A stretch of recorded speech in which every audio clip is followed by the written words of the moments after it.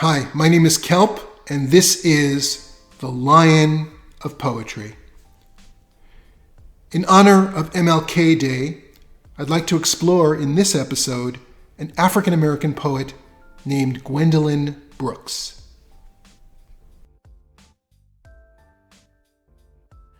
Gwendolyn Brooks was born in the year 1917 and died in the year 2000.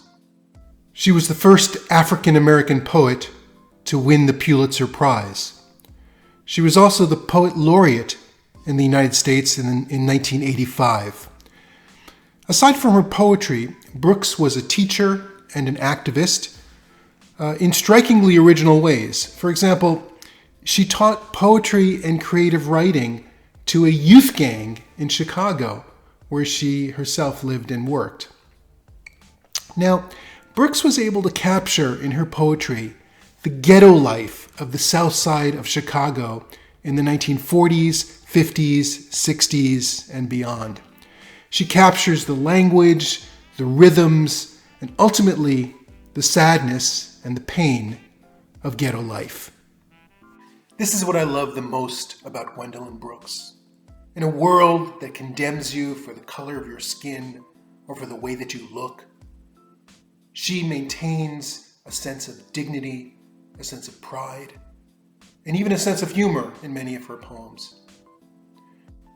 Although it's not the poem that we're going to deal with today, one of her most famous poems is called The Bean Eaters, which draws a stark picture of an old couple, alone and impoverished, seemingly abandoned by their family and by society, sharing a simple, poor meal of beans. The central theme of The Bean Eaters, then, is really the inequities in society, particularly toward the Black population, and the dignity that these older people have in facing those inequities.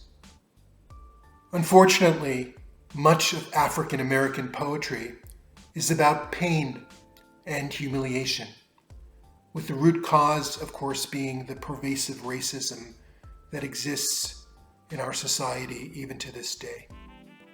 America's ongoing struggle with racism needs to be confronted and needs to be resolved. The poem I'm going to read you today, The Ballad of Rudolph, is a narrative poem. It tells a story, ultimately a very sad story, but a story with a powerful message that screams out with righteous indignation. This poem was published in 1960, 60 years ago, and yet it could very well have been written today. The poem speaks for itself. It's a rhyming poem, almost a sing-song, which provides actually a kind of ironic backdrop to the terror and violence in the poem. The only note of explanation that I'll add is that she uses the term oaken. I think she may have coined the term herself to describe the characters in the poem. By this, I think she means hardened, like a tree, like an oak tree, tough and hardened by life.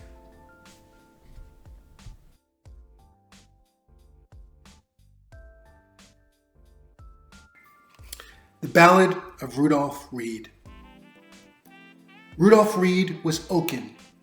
His wife was oaken too, and his two good girls and his good little man oakened as they grew. I am not hungry for berries. I am not hungry for bread, but hungry, hungry for a house where at night a man in bed may never hear the plaster stir as if in pain, may never hear the roaches falling like fat rain, where never wife and children need go blinking through the gloom, where every room of many rooms will be full of room. Oh, my home may have its east or west, or north or south behind it. All I know is I shall know it and fight for it when I find it. It was in a street of bitter white that he made his application, for Rudolph Reed was oakener than others in the nation. The agent's steep and steady stare corroded to a grin. Why, you black old, tough old hell of a man, move your family in. Nary a grin grinned Rudolph Reed, nary a curse cursed he, but moved in his house with his dark little wife and his dark little children 3. A neighbor would look with a yawning eye that squeezed into a slit, but the Rudolph Reeds and the children 3 were too joyous to notice it. For were they not firm in a home of their own, with windows everywhere, and a beautiful banistered stair, and a front yard for flowers and a backyard for grass? The first night, a rock big as 2 fists. The second, a rock big as 3. But nary a curse cursed Rudolph Reed, though oaken as man could be. The third night, a silvery ring of glass. Patience ached to endure, but he looked, and lo, small Mabel's blood was staining her gaze so pure. Then up did rise our Rudolph Reed, and pressed the hand of his wife, and went to the door with a 34 and a beastly butcher knife. He ran like a mad thing into the night, and the words in his mouth were stinking. By the time he had hurt his first white man, he was no longer thinking. By the time he had hurt his 4th white man, Rudolph Reed was dead.